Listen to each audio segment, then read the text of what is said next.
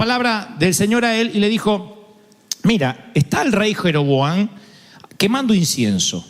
Y él clamó contra el altar por palabra de Jehová y dijo: altar, así ha dicho Dios, he aquí a la casa de David nacerá un hijo llamado Josías, y el cual él se levantará y sobre ti quemarán huesos de hombres.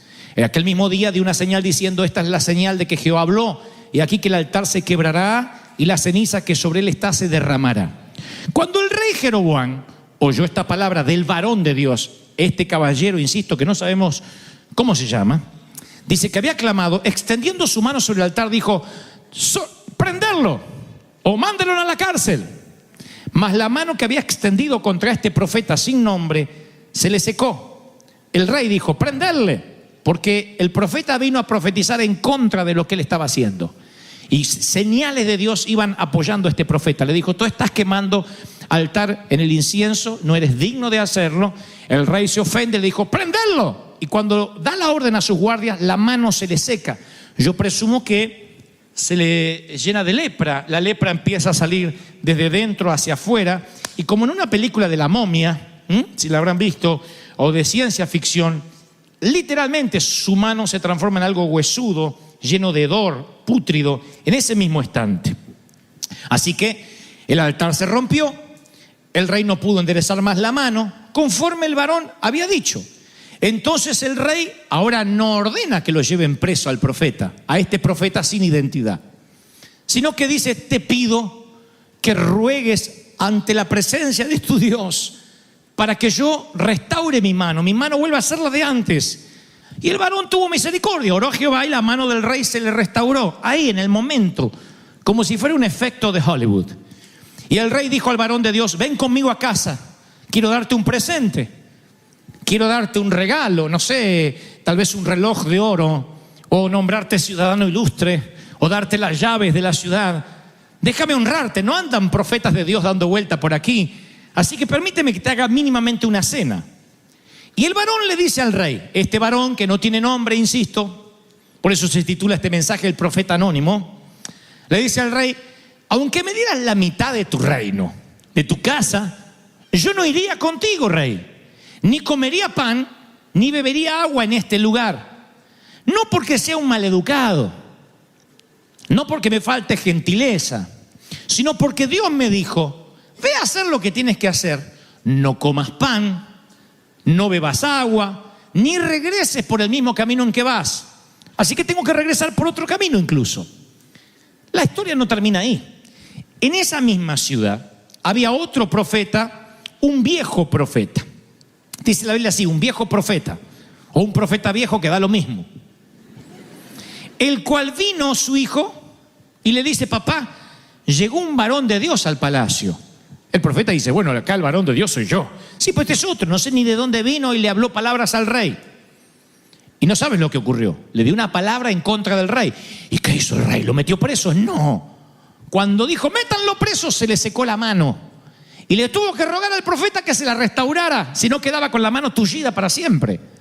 Ahí el viejo profeta dice: wow, este debe ser un hombre de Dios de verdad. Y pregunta: ¿y por dónde se fue? No, se fue por un camino, no sé por dónde. Esto le está contando el hijo al profeta viejo. ¿Por dónde se fue? Creo que se fue por un camino por allí. Y le muestra más o menos el hijo donde cree que el profeta se había ido, el muchacho este se había ido. Así que dijo el viejo profeta: ensilladme el asno. Tenía un 0 km, un asno del año. Y ellos le ensillaron el asno y él lo montó. Y se fue tras el varón de Dios y lo encuentra sentado debajo de un árbol. Miren qué historia bonita. Y le dijo: buenos días, ¿eres tú el varón de Dios que le profetizó a mi rey? El otro está sentado, vean la historia, está sentado bajo el árbol. Y le dice: se había abierto su vianda. No aceptó la comida del rey, pero eso no quita que haya llevado su vianda. Así que abrió su vianda, tenía ahí un taco y tenía unas papas para acompañar, o frijolitos, porque siempre hay frijolitos. Y entonces le dijo: ven conmigo, le dice el viejo profeta. Yo sé que no aceptaste el banquete del rey, pero yo soy un profeta, ven a casa. Miren lo que responde el muchacho este anónimo: yo no puedo volver contigo, ni iré contigo, mi colega. No puedo comer pan ni beber agua en este lugar, es la orden que tengo de Dios. Porque Dios me dijo, no comas ni bebas, ni regreses por donde fuera. Yo vengo a hacer algo acá puntual, no vengo acá de picnic, no estoy de convivio. Tengo que dar una palabra contra el rey y regresar a casa. Estoy con una misión específica. Fui entrenado para una misión. Y el viejo profeta dice, yo también soy profeta, che. Bueno, el che no lo dice, pero... Y un ángel me habló, diciendo, tráete contigo a tu casa al profeta joven para que coma agua y beba pan. No, para que coma pan y beba agua. Y ese es el segundo servicio. El tercero. Y ahí el profeta joven dice, bueno, a lo mejor tiene razón. Ahora no es el rey pagano que lo está invitando. Ahora es otro profeta que dice, Dios me dijo, por cuanto has sido rebelde al mandato que Dios te dio y no guardaste lo que Dios te había prescrito, sino que volviste, comiste pan y bebiste agua en un lugar donde Dios dijo, no te quedes a pernoctar. No pase la noche ahí, ni en la casa del rey, ni en la casa del profeta, ni de Mongo Aurelio. No vaya a ningún lado. Así que por cuanto hiciste esto, tu cuerpo no va a estar en el sepulcro de tus padres. Esto significa, en lugar de morir en paz y te entierren en el panteón donde está tu mamá, tu papá, y planificar tu muerte como los profetas que decían, ya es mi hora de partida, tengo 130 años y me voy a morir. No, te vas a morir trágicamente antes. Eso es lo que le está diciendo Dios. No vas a llegar al sepulcro de tus padres. El joven profeta dice que una vez que comió pan y bebió, se subió al asno y yéndose se topó con un león en el camino y el león lo mató al muchacho, y su cuerpo quedó en el camino. Como dijo Dios, nunca llegó al sepulcro de los padres y el león también junto al cuerpo. Una historia que uno dice, ¿y por qué está en la Biblia? Y yo digo siempre que todas las historias que aparecen en las Escrituras, todas tienen un propósito.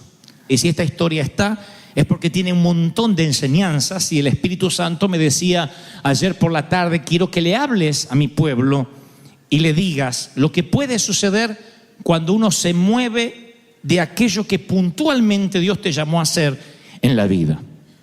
No hablo solo de llamado ministerial, sino exactamente para qué Dios te llamó. Hay algo para lo cual nosotros nacimos. No puedes desenfocarte en la vida, porque si te cambias de nave insignia, finalmente ocasionarás muerte. Tal vez no muerte física, pero muerte a tus finanzas, muerte a tu ministerio, muerte al llamado inicial. Si Dios no te llamó a hacer algo, no lo hagas. Parece infantil lo que digo, pero no creerán cuántos hombres de Dios necesitan oír esto. Si Dios no te llamó a hacer, no lo hagas. Si no es lo que te fluye, no es lo natural. Si para predicar no te sale el hacerlo de manera chistosa, no te hagas el humorista porque va a quedar mal. Si no eres serio y te quieres hacer el serio, no lo hagas porque vas a parecer estreñido de vientre, no que tienes algo de Dios para transmitir. Tienes que saber, este soy yo. Por eso es muy importante mirarse al espejo. Y no se miren al espejo con el traje de moda. Mírense cuando salgan de bañarse, cuando nadie los ve. Y después de decir, digan,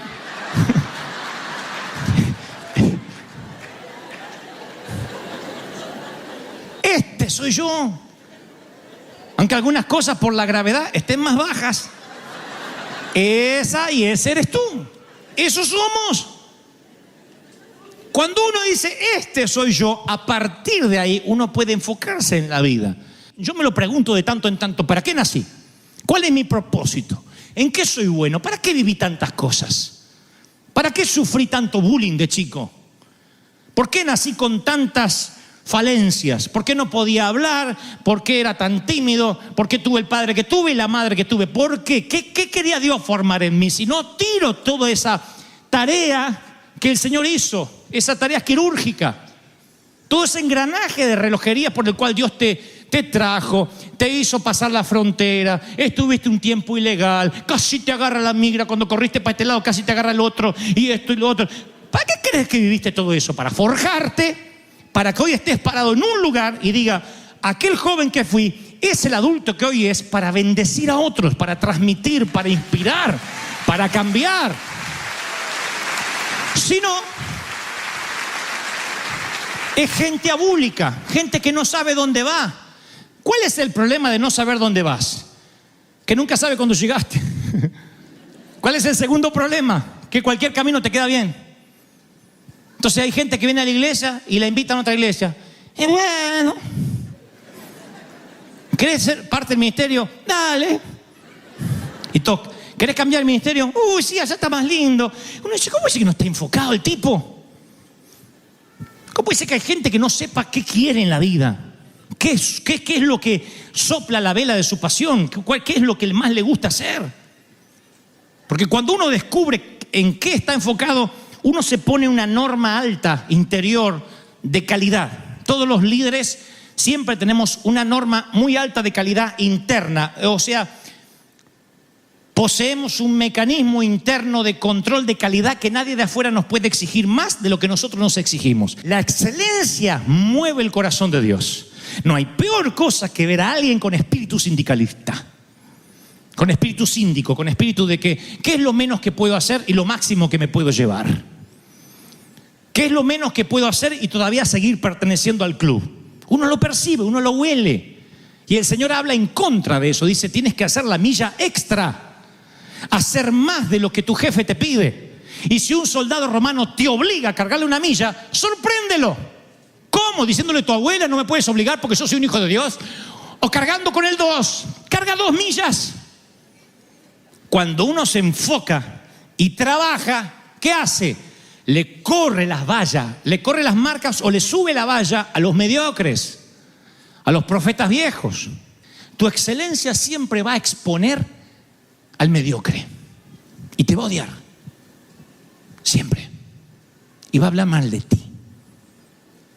Cuando tú haces las cosas bien, cuando tú trabajas, cuando te esfuerzas, aquel que le gusta el descanso, aquel que le gusta trabajar poco porque es mediocre y es holgazán, inmediatamente te va a comenzar a atacar. En lugar de él querer subir a tu nivel, va a querer bajarte al suyo. Siempre. Si te pones al nivel de ellos, vas a perder porque ellos tienen mucha experiencia. El mediocre tiene mucha experiencia en la mediocridad y la holgazanería. Nunca vas a ganar. Hace años que navega en los mares de la holgazanería. Entonces tú no puedes bajarte a su nivel. Tú tienes que seguir trabajando, enfocado. Si desconoces esto y el viejo profeta dice, pero a mí me dijo Dios, y lo escuchas y te vas a comer a la casa del viejo por la mañana te va a comer un león. Nadie dice amén, ni un raquítico amén. Yo sé que no. Ahora, ¿por qué? Oigan, ¿por qué Dios no le deja comer ahí? ¿Dónde está el pecado? Ya hizo lo que tenía que hacer el profeta, ¿ok? ¿Cuál es el pecado de que el rey le dé un presente? ¿Cuál es el problema de que él se vaya a comer a la casa de un viejo profeta? Porque no dice, y esa noche se fueron y se emborracharon con tequila. Dice que fueron a comer. Y Dios dijo, por cuanto desobedeciste, no llegarás al sepulcro de tus padres, etcétera, etcétera. Y la maldición de Dios, la bendición que estaba sobre él, se le da vuelta y se transforma en maldición. ¿Por qué? Porque el problema no era la comida. El problema era quedarse en un lugar que estaba el anatema, o en un lugar que estaba maldecido por Dios. Dios dijo, ve y profetiza contra ese rey y no te quedes, ni te vayas por el mismo camino que llegaste, buscate otro camino para irte. O sea, Dios dijo, ve, tú que te vas. Un tauchangó. Tauchangó, ¿cómo es? Eso. Eso hacen los jóvenes, dicen, cuando no se quieren comprometer mucho. ¿Estás de novia? No, un tauchangó, me dijo. Y no es que baile, profetiza y se va, ¿eh? Entonces, yo digo, él tenía que haber hecho lo que tenía que haber hecho y haber salido. Punto. Cuando Dios dice, sal de tu tierra y tu parentela, sal. No te lleves a Lot. Abraham, no te lleves al cuñado, no te lo lleves. Sal de tu tierra y tu parentela. ¿Qué parte de parentela? No te quedó claro. No te lleves al cuñado. ¿Para qué te llevas a Lot? ¿Para qué? ¿Para qué te llevas al compadre? No, es que me da lástima. No quieras ser más bueno que Dios. Dios te dice, sal, sal. Los problemas que tuvo Abraham por llevarse al tipo ese.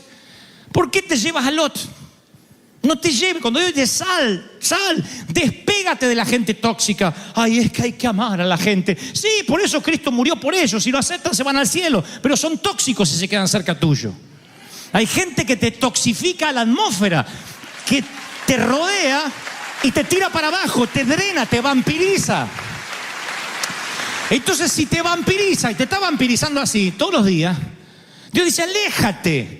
Es que hay que amarlo. Ya, yo lo estoy amando. Tranquilo de que la salvación me ocupo yo. Pero aléjate. Esto es el poder del enfoque. Esto es estar enfocado en una sola cosa.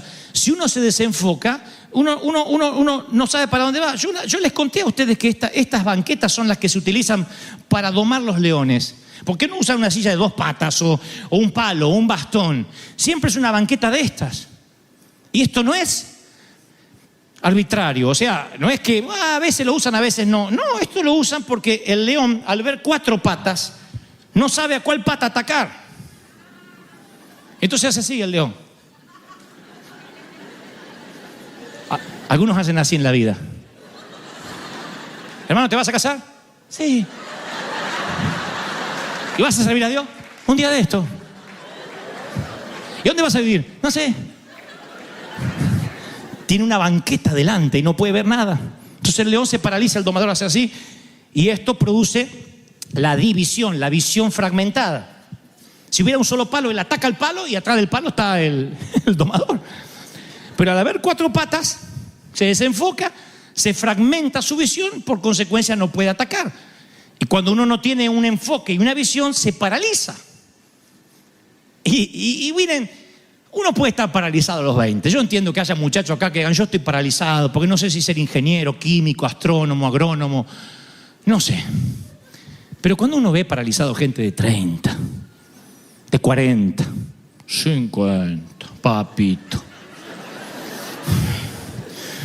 62, mami. Cuando Dios habla de Pedro, es porque hay un Pedro,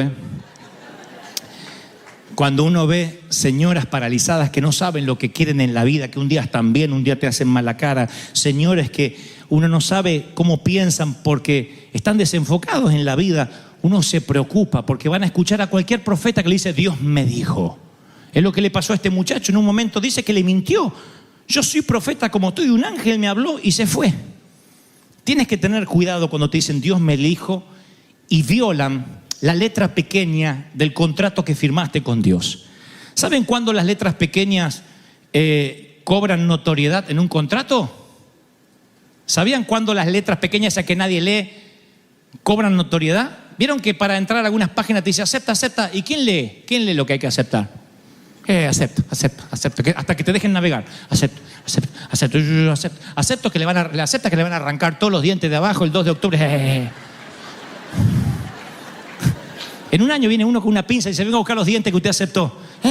Porque ni sabemos lo que aceptamos. Cuando firmamos un contrato de compra, de renta, miramos las letritas pequeñas, no.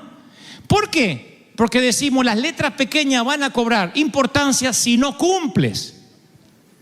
¿O no? Si cumplimos, las letras pequeñas no tienen sentido. El día que dejes de pagar, las letras pequeñas se te empiezan a agrandar.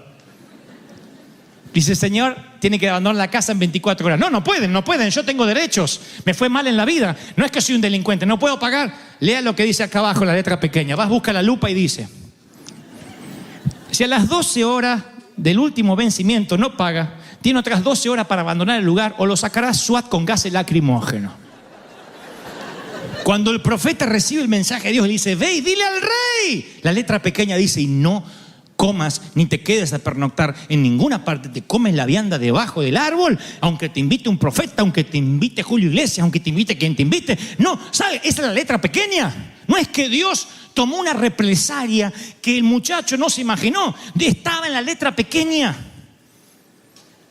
Todo lo que Dios te manda siempre tiene una letra pequeña. El desenfocarte termina con tu ministerio. Y las letras pequeñas son más importantes que las grandes. El evangelista, el predicador, retrocedió y le costó la vida. ¿Cuándo te lo vas a hacer notar? Cuando dejes de cumplir. No es que Dios arteramente lo traicionó y mandó un león para que lo matara. Estaban las letras pequeñas. ¿Cuántas veces se lo dijo Dios? No te quedes. El rey lo invita y me dice, Dios me dijo que no puedo quedarme, es lo único que me pidió en la misión. Entonces, cuando Dios te da un llamado, no es yo con mi llamado hago lo que quiero. Tienes que preguntarte, ¿estoy donde Dios quiere que esté hoy? ¿En qué lugar Dios no me quiere y me está diciendo hace tiempo, ¿qué haces aquí? ¿Cuánto hace que te sientes perdiendo el tiempo y que la vida se te va pasando y no tomas una decisión? ¿Cuáles son las cláusulas del llamado divino que Dios te dio? Cuando te miras al espejo, ¿eres feliz con la persona en que te estás convirtiendo año tras año? ¿O estás viviendo la vida de alguien más? ¿Estás haciendo algo porque alguien te dijo alguna vez, Dios me dijo que lo hagas? Y ni sabes si eso es lo que tienes que hacer, pero alguien te lo dijo. Preguntas que nos tenemos que hacer que son cruciales. Porque vamos a estar parados años frente a una banqueta, así, y la vida se nos va. Ojalá viviéramos 150 años, 200 años. Yo te diría, bueno, estos primeros 100, quédate quieto hasta saber bien qué vas a hacer la próxima centena. Pero la mayoría vamos a llegar con providencia divina, si Cristo nos viene a buscar a su pueblo, a los 90, 98, 95. Muchos se van a ir trágicamente antes. Las enfermedades al corazón se llevarán a algunos a los 50. Las arterias tapadas se llevarán a otro grupo a los 60. La depresión, la holgazanería y la falta de propósito se llevarán a mucha gente pasados los 40. Entonces es grave no saber dónde vamos. No tener un enfoque. Esto es lo que yo vine a hacer en la vida. Para esto Dios me llamó. Porque uno se puede pasar la vida diciendo, Señor, dame una confirmación para no equivocarme. Y en el afán de no equivocarte nunca haces nada. Los que nunca hacen nada nunca se equivocan. No corren riesgo, no se casan, no emprenden, no viajan, no cambian de iglesia, no envían cheques, no saludan, no abrazan, no sirven, no lavan pies. Porque para todo eso, para servir, lavar pies, enviar cheque, abrazar, servir, necesitan siempre confirmación. Y Dios no puede perder tiempo en los que están mirando la banqueta pidiendo reconfirmaciones. Te llamó Dios, en eso eres bueno, eso es lo que te fluye, hazlo. ¿Qué puedes perder? Hazlo. Cuando termines de hacer lo que Dios te mandó a hacer en la vida, regrésate y espera otra nueva orden, otra nueva directiva. Eso hacía James Bond en las películas, ¿se acuerdan? Un hombre con una misión puntual. Y decían antes de enviarlo, si lo sorprenden y lo atrapan en medio de la misión, negaremos haberlo enviado. Para que cuando lo atrapen, eso no haga un efecto colateral que terminen con todos los que están detrás de él. Y esto es exactamente igual. Yo te envío, dice Dios, como oveja en medio de lobos, con un propósito. Si te desvías del propósito, la cobertura se va. Desconocen haberte enviado, los leones te comen. A lo mejor no tenías que estar pasando la crisis financiera que estás pasando. A lo mejor esa enfermedad nunca debió haber tocado la puerta de tu hogar.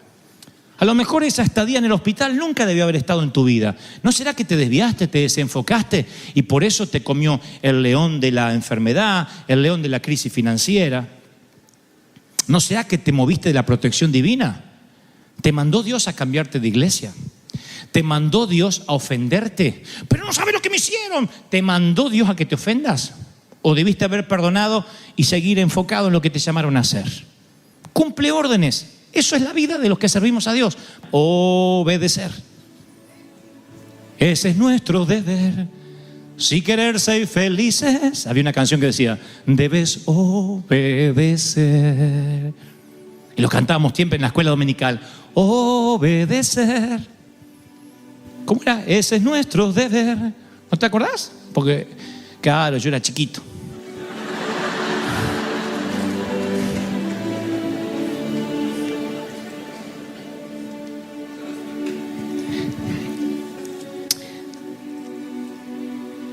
Decía Jorge Luis Borges. Jorge Luis Borges, poeta argentino. Si algún día muero y estoy cerca tuyo, asegúrate de que en mi funeral digan que fui poeta.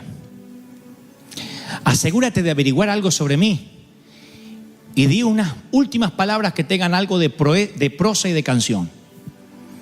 Pero por favor, que no hablen de mí como si no me hubiesen conocido. que alguna poesía mía cambió la vida de alguien, menciónala en esa noche y sabré que habré vivido con un propósito.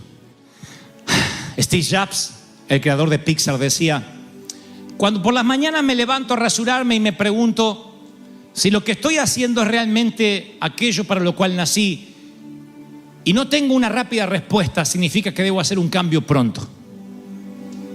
Si todas las mañanas la respuesta es no, no estás haciendo aquello para lo cual naciste, es porque debo hacer cambios pronto. Y hoy, esta mañana, tienes que proponerte ya en tu calendario decir: quiero cambiar, yo no voy a seguir viviendo así, basta. Vida gris, no. Pusilánime, no. Yo voy a cambiar. Empieza a pensar seriamente si todo lo que Dios dijo que nos iba a dar y a bendecir y a los lugares donde nos iba a llevar, finalmente algo hizo que abortara esa palabra profética. Porque, como dije una vez y volveré a insistir, siempre hay un proceso entre la zarza ardiendo y el momento en que Moisés finalmente cruza el Mar Rojo. Siempre hay un momento, un lapso de duda, un lapso entre Dios diciendo: ve y haz lo que te digo, porque yo estoy contigo. Uno se encuentra con corazones endurecidos como el del faraón, con plagas en el medio, con un pueblo dubitativo, con críticas. Es lo que yo llamo la unción profética. ¿Qué es algo profético? Algo que está dado en profecía a futuro, que va a ocurrir pero que todavía no ocurrió. La forma más sencilla que tiene uno para juzgar un profeta es el cumplimiento de la profecía. A los profetas del Antiguo Testamento, y aún los del Nuevo Pacto, de la nueva dispensación de la gracia, cuando un profeta decía algo y no se cumplía, la forma de ajusticiarlo era arrojarlo por un desfiladero, por un despeñadero, para que se muriera cayendo al precipicio. Así se ajusticiaban a los falsos profetas en la Biblia. Y la Biblia, ustedes van a notar que Dios unge personas y uno creería que a partir de esa unción la persona cambia de vida, literalmente cambia inmediatamente. Sin embargo, a partir de la unción parece que todo se le complica, porque nos olvidamos que esa primera unción siempre es profética, es lo que Dios podría hacer. ¿A cuántas ciudades, iglesias, Dios les ha prometido avivamientos, moveres del Espíritu? Dios ha dicho: he aquí, quiero traer un mover.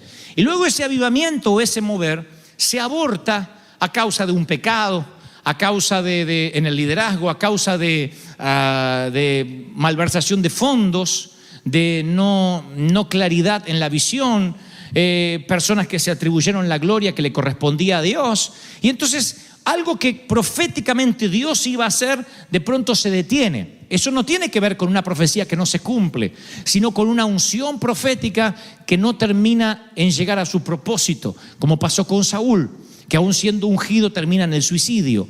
Personas que fueron ungidas, fueron tocadas por Dios, pero no llegaron a los siguientes niveles. David, el rey David, hablo de el salmista, accede a 3 momentos de unción. Y el primer libro de Samuel, 16:1, retrata la primera unción de la siguiente forma. Dice: el Señor le dijo a Samuel: no te quedes llorando por Saúl, yo ya lo rechacé como rey. Ve, llena tu cuerno de aceite y ponte en camino, porque yo entre los hijos de Isaí me he escogido como rey a uno de sus hijos. Ya Dios decidió. Dios decidió que entre los hijos de Isaí hay un rey. Tú nunca sabes cuándo Dios decide que en una familia va a surgir un rey, en una familia va a surgir un ungido. Por eso tenemos un cuidado casi quirúrgico en River Kid, porque cuando nuestros chiquitos oran, y ustedes los ven en las fotos seguramente en las redes, cuando están llorando y adorando al Señor, no sabemos cuántos de ellos mañana, siendo adultos, podrán inspirar a un montón de gente. No sabemos con quiénes de ellos vamos a tocar a una multitud. Así que Dios dice: yo ya me he provisto de rey. No dice: anda a ver, y si no da esa familia, hay otra familia al lado. Y si no tengo otra, algún rey tiene que salir. No, Dios dice: yo ya me he provisto de rey. Entonces, conocen la historia. Va Samuel, derrama aceite sobre David, y David entra en la universidad de Dios. En esa universidad que, a pesar de estar ungido, muy pocos se gradúan. Porque es la unción profética, es la primera, es esa unción donde viene. Y luego David, si ustedes siguen su historia, van a notar que estaba ungido, pero que se le negó el manto durante mucho tiempo. ¿Cuántas veces has recibido una unción, pero se te negó el manto? El manto es la cobertura, el manto es cuando se te comisiona, cuando viene lo sobrenatural para que puedas hacer aquello para lo cual fuiste ungido.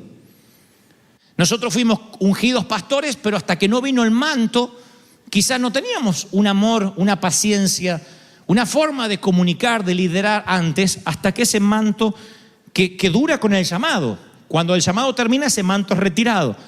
Y ese manto se le niega a David. ¿Quién se lo niega? A Saúl, su propio suegro. Su suegro lo empieza a perseguir a lanzazos.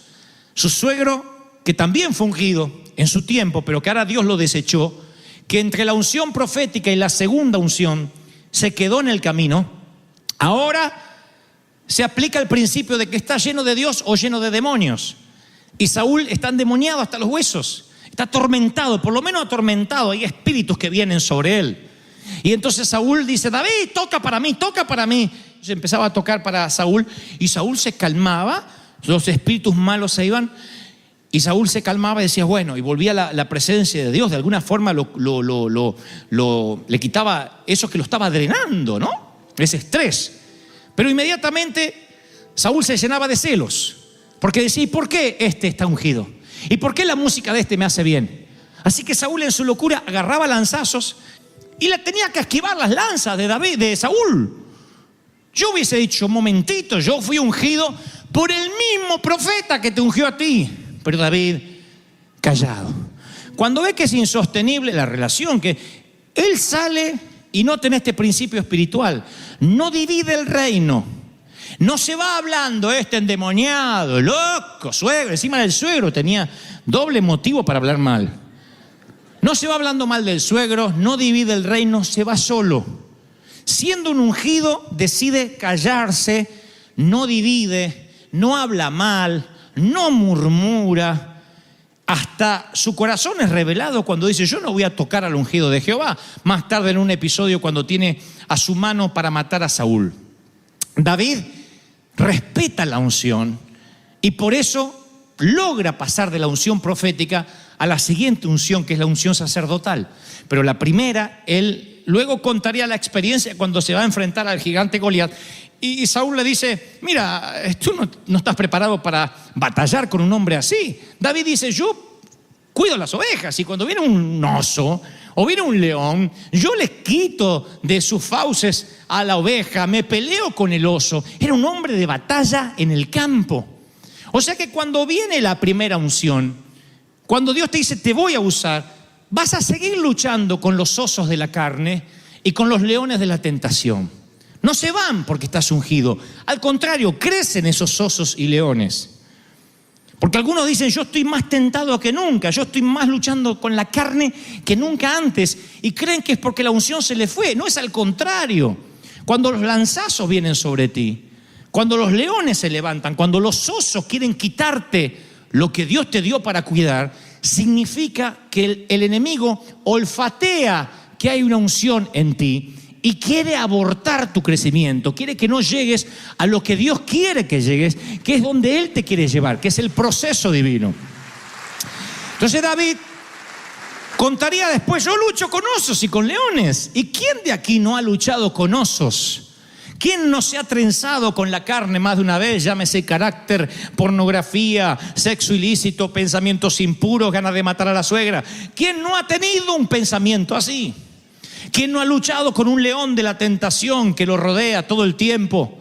Y a eso se te suma que cuando quieres ir a batallar contra Goliat, Saúl, en lugar de darte el manto, te quiere dar una armadura que a él no le sirvió. Porque la historia dice que David dice: yo puedo ir a pelear. Y Saúl le probó su propia armadura. ¿Qué tipifica la armadura de Saúl? Número uno, si la armadura de Saúl serviría, se lo hubiese puesto Saúl y hubiese ido a pelear Saúl contra el gigante. No le sirve a él, se la quiere dar al muchacho. Y David dice: no, yo no necesito una armadura, ni me puedo mover, parezco una sardina, parezco un pescado enlatado. Yo necesito ir a pelear con ese hombre y sé que Dios va a estar conmigo porque Él ha desafiado a los escuadrones de Israel.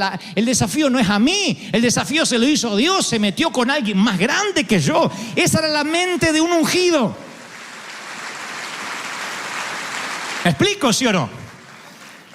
Ahora, por eso David luego es victorioso. Vence el gigante, vence los osos, vence el león. Pasa la unción profética. Y yo necesito darte esta palabra. Todos los que estamos aquí, sin excepciones, yo estoy seguro que hemos recibido una palabra como te usaré. ¿Por qué? Porque yo mismo he transmitido esas palabras de parte de Dios para ustedes, su pueblo. Dios ha dicho: pensamientos de bien tengo para ti y no de mal. Dios ha dicho que te quiere usar. ¿Todos serán usados? No.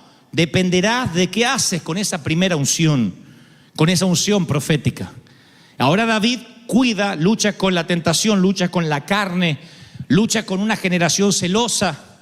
A veces el último que va a ver lo que tienes de parte de Dios va a ser tu líder, tu pastor. Y eso me incluye, nos incluye. Porque cuando uno recibe cosas de Dios, a veces Dios no se la muestra a tu pastor. Y no es para que te rebeles y lo hagas igual. Es porque Dios quiere que aprendas a esperar el tiempo correcto. A ver si puedes coincidir tu unción con la sujeción. ¿Estoy claro o no? Porque a veces uno dice: yo estoy ungido, ¿qué tengo que esperar al hombre? Pero si uno no puede sujetarse y estar bajo autoridad, nunca David va a poder tener autoridad sobre los demás soldados. David sabe eso. David dice: yo no voy a dar un golpe de estado. Nunca, jamás David haría eso, porque él sabe lo que significa la unción en él y la unción en Saúl. Así que permanece callado. Alguien necesita oír esta palabra ahora. Permanece callado hasta que la unción salga por los poros, hasta que tus críticos digan: yo no sé qué tienes, pero hay algo especial sobre ti. Quédate callado hasta que la gloria de Dios se vea de una forma que sea indiscutible. Que digan: esta persona tiene algo. ¿Cuánto tarda? El tiempo que Dios quiera, el tiempo que Dios haya determinado. Porque llega el momento que David va a acceder a la unción sacerdotal, que ya no es lo que Dios hará, sino lo que Dios está haciendo. Y aquí debe haber un gran grupo de gente que debe estar viviendo esta etapa. Dice la Biblia en 1 Samuel 22:2, se juntaron con David, oigan, todos los afligidos, los endeudados, los que se llaman en amargura de espíritu. Así que hispano había, seguro, estábamos nosotros ahí. Y él fue hecho jefe de ellos y tuvo consigo como 400 hombres. Y vinieron los varones de Judá y ungieron a David por rey sobre la casa de Judá. Noten ustedes primero quiénes ven algo en David. No es Saúl. Esta segunda unción, cuando lo ponen por rey de Judá, viene de parte de un reconocimiento de los marginados, de gente que uno no espera reconocimiento, sin embargo se da cuenta de lo que tú tienes. Por eso yo digo siempre: si crees que Dios te llamó para algo, ve a los hospitales, a los asilos, a los orfanatos, abraza a alguien que nadie abraza, mira a algún joven, dale aliento, págale el café a alguien más, ayuda a cualquier persona de la cual te asegures que no vas a poder recibir recompensa alguna, que no va a poder compensártelo. Entonces de ese modo vas a notar cómo tu unción empieza a tocar gente marginada, gente que está relegada. Es la gente común, es que dicen: ¿sabes? Cuando vienes a la compañía o a la universidad o vienes aquí a la oficina, la atmósfera cambia. Son ellos los que empiezan a reconocer primero. Pero si en tu trabajo secular te conocen como demonio, difícilmente te conozcan como un ungido en la iglesia. Son ellos los que te tienen que reconocer que hay unción. Primero los inconversos. Tal vez no la llamen unción, le llamen buena vibra, energía. No pretendamos que digan: la unción sacerdotal está sobre ti. A lo mejor te dicen: qué buena onda tienes, pero qué buen tipo que eres, o eres musulmán o maometano, algo tienes, o lees a Chopra. Y tú les dices: no leo a ninguno de esos, estoy lleno de Cristo. Y es fácil predicar cuando primero tu testimonio iluminó, cuando brillaste. Es fácil, es el mejor público cautivo que puedes tener. Porque alguien dice: ¡wow! ¿Qué tienes? Y tú dices: ¿quieres que te cuentes? Vamos a tomar un café. Pero cuando tienes que convencerlo con palabras, lo que no has podido convencer con tus hechos, entonces no puedes predicar. Porque dice, ¿qué me vienes a hablar si tú miras más mujeres que yo? ¿Qué me vienes a hablar si se te van los ojos así y le miras el trasero a todo el mundo? Hasta al jefe le miras el trasero. ¿Qué me vienes a hablar si eres el primero que te vas? Si estás mirando la hora, si estás mirando cómo robarle tiempo a la compañía, cómo sacarle más dinero y hacer menos. Y aunque no te lo digan, lo están pensando. Y uno pierde la autoridad moral para predicar. Porque para que los endeudados, los afligidos, los proscriptos te sigan como a David y después te unjan por rey sobre la casa de Judá, tienen que ver fruto de carácter, de unción, de durabilidad, de estabilidad emocional, de que no hablas mal de nadie, de que no murmuras, bajo fuego, siguiendo todavía bajo las lanzas de un rey celoso, porque la unción, la nueva unción siempre trae un nuevo nivel de demonio, de trabas, de guerra, de batallas. David permanece y a muchos empiezan a identificarse con él, y ahora es el Robin Hood del desierto. Ahora muchos empiezan a seguirlo y ahora tiene un ejército de 400 hombres, de los cuales de ese semillero saldrán los valientes del ejército de infantería que jamás haya pisado este planeta.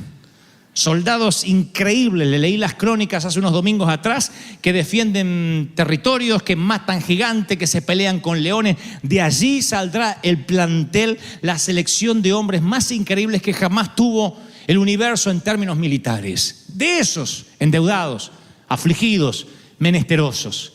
Así que si estás endeudado, afligido, indocumentado, perseguido, divorciado, separado, abandonado, flagelado, Dios me dice que te diga, estás en el mejor lugar, porque es materia prima para ser valientes, materia prima para levantarte, para ungirte, para empoderarte, para llenarte de gloria. ¿Están recibiendo esta palabra, sí o no?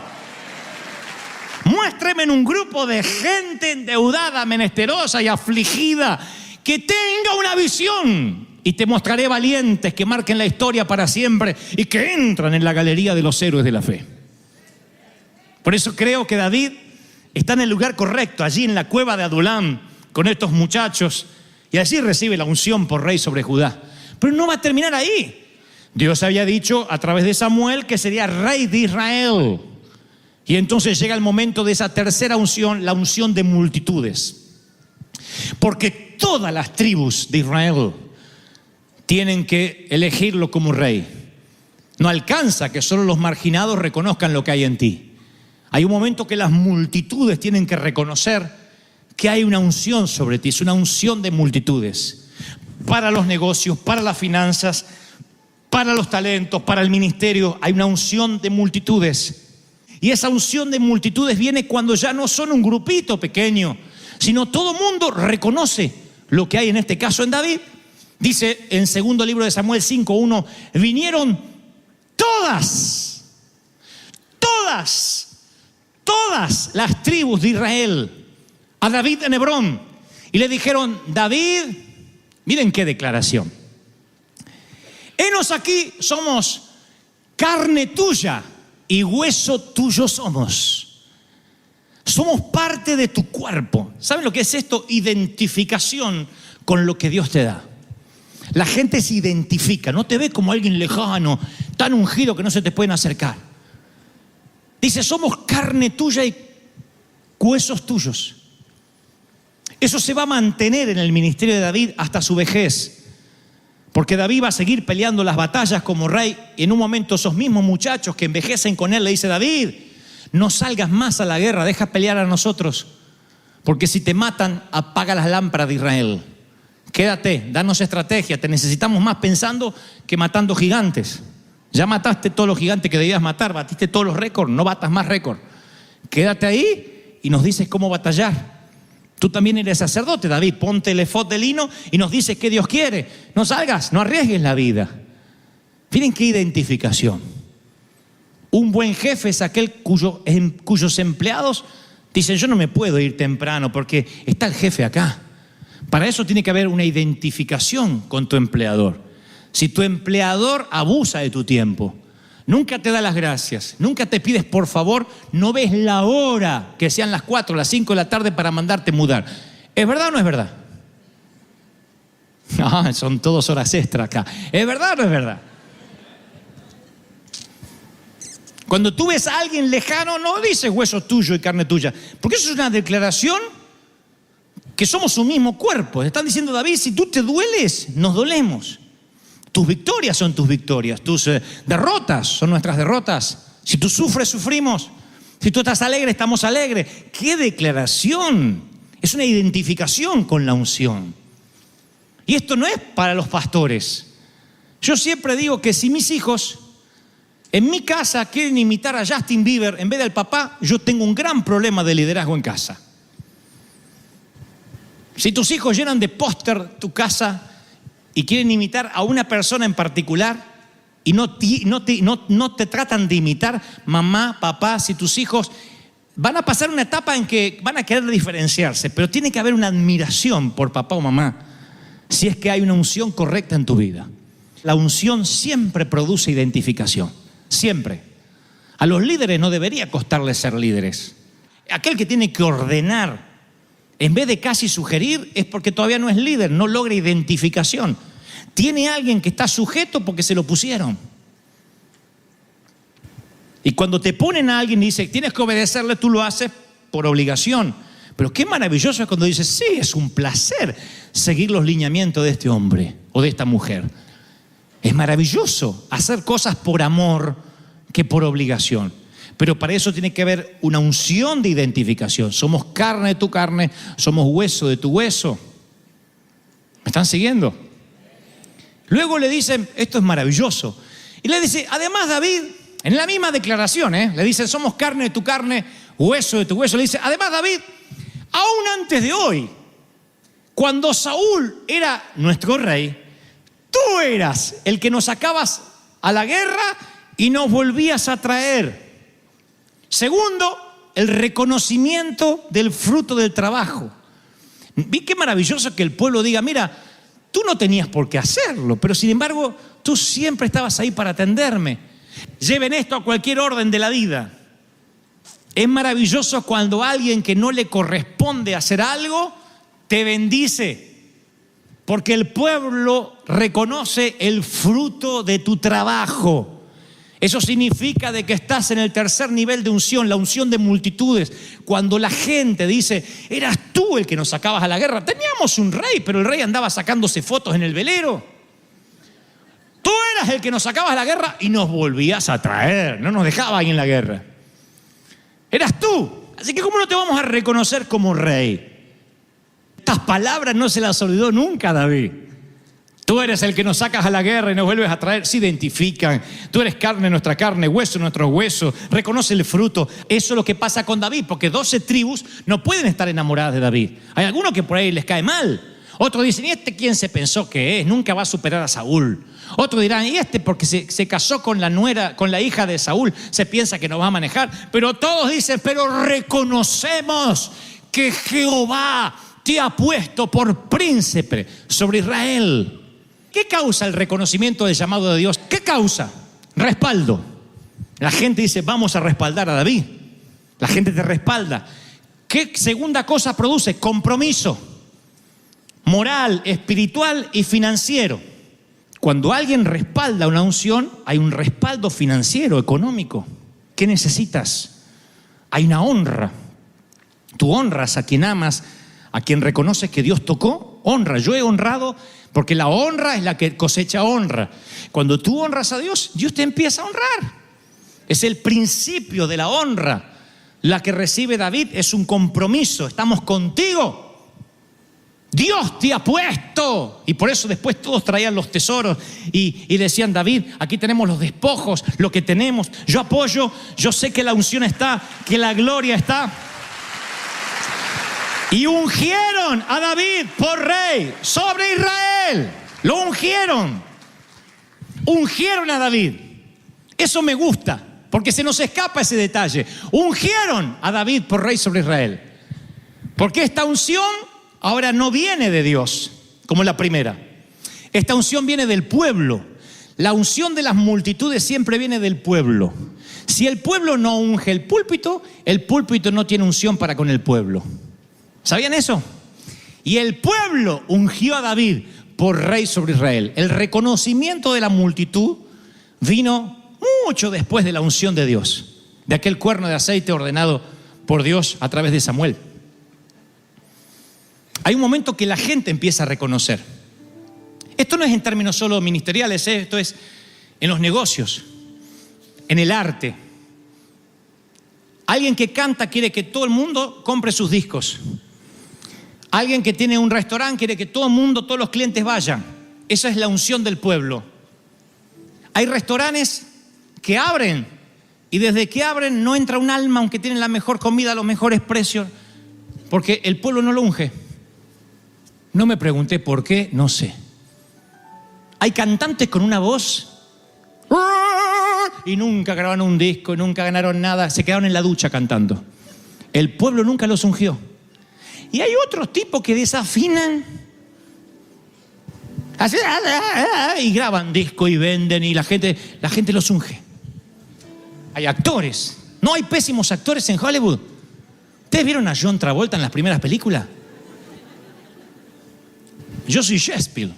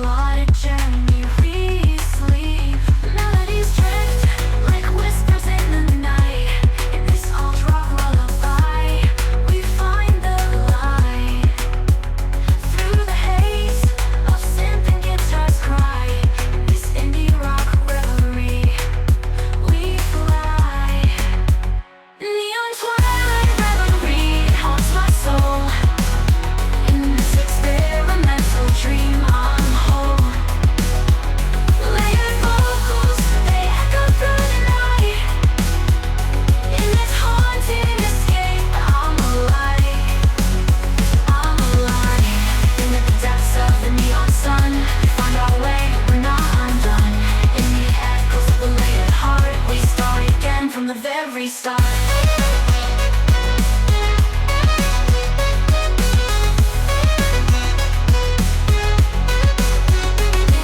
Twilight reverie, it haunts my soul. In this experimental dream I'm whole.